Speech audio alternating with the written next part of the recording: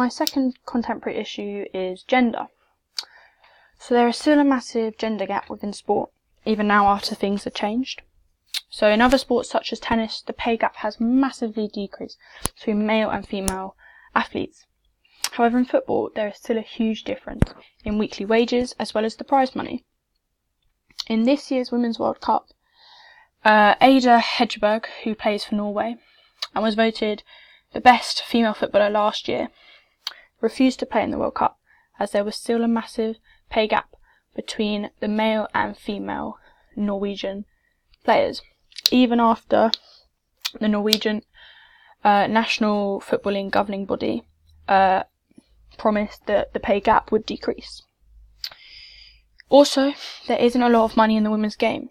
So according to Choi, who wrote an article in 2018, so for qualifying for the 2018 World Cup, the men's national teams netted double the amount of prize money, so that was $8 million, than the $4 million that the 2019's Women's World Cup champion will take home.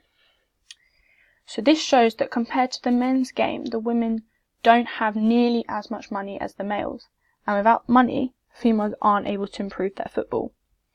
In 2016-17 season, there was 2,853 out of the 1,270,481 women that were registered to play were professional or semi-professional players.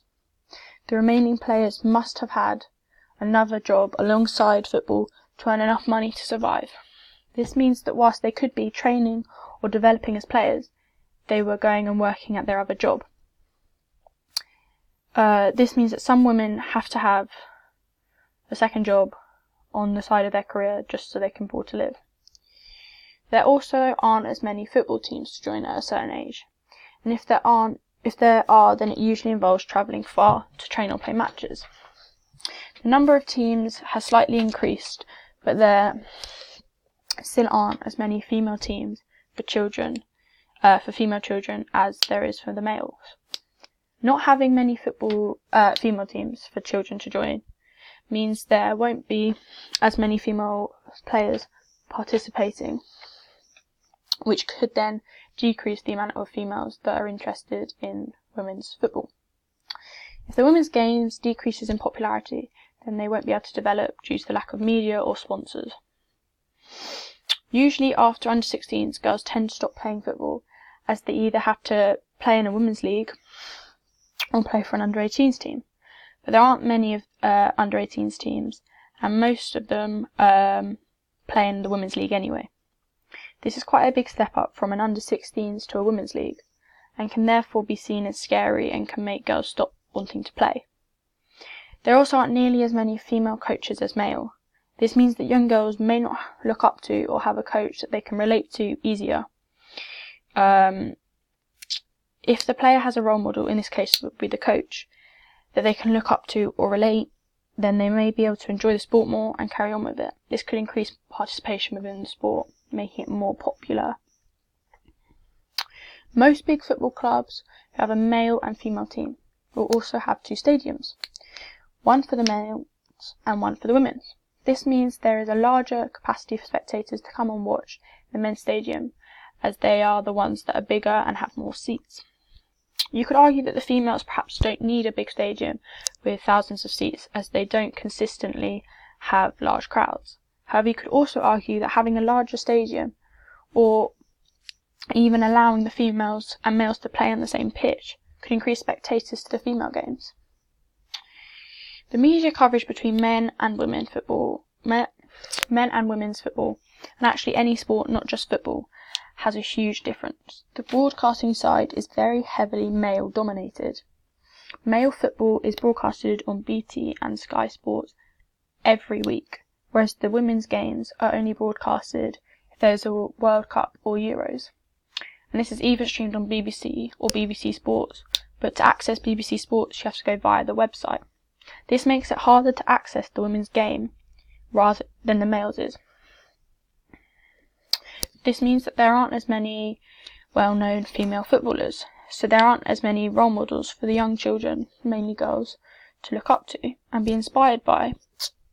If young girls had good role models to look up to, then this could make them want to participate in the sport more, meaning that the female football overall as a whole will increase in popularity.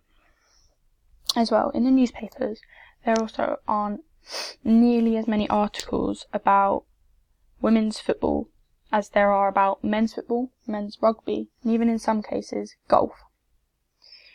There aren't as many sponsorships in the female game due to the lack of media coverage that it receives. Having a sponsor will help make a footballer more famous, as the sponsor will help to advertise the player to the public, which can also help promote role models to younger generations. As well as not having many sponsors on the female game, it will also mean that they won't have as much money that's needed to help to improve the facilities, equipment and kit.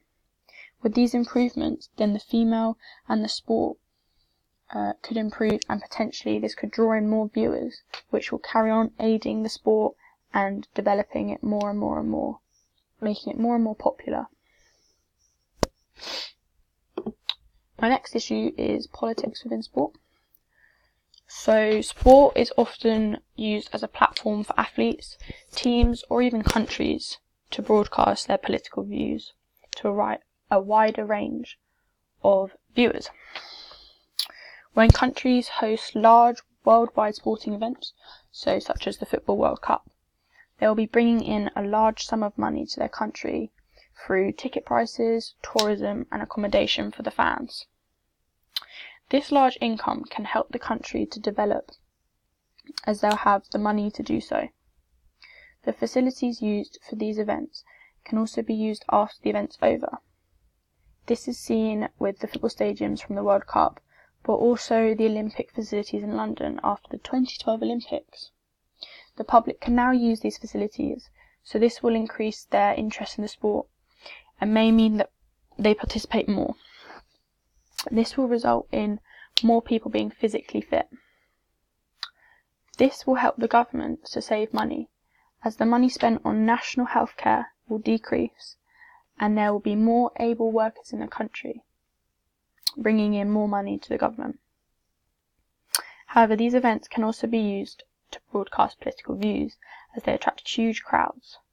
An example of this would be the 1995 Rugby World Cup that was won by the South African national team. Prior to this victory, the country was in a complete divide between white and black people. However, Nelson Mandela knew that hosting and winning the World Cup would stop this divide and bring the nation together. Another example would be this year's World Cup winners, so the USA women's team, were all invited to the White House to celebrate their victory. However, Megan Rapinoe refused to go. This is due to her views and beliefs about Donald Trump. Megan also made a speech during the team's World Cup parade, which was known as Listen More, Talk Less, talking about change that needs to take place.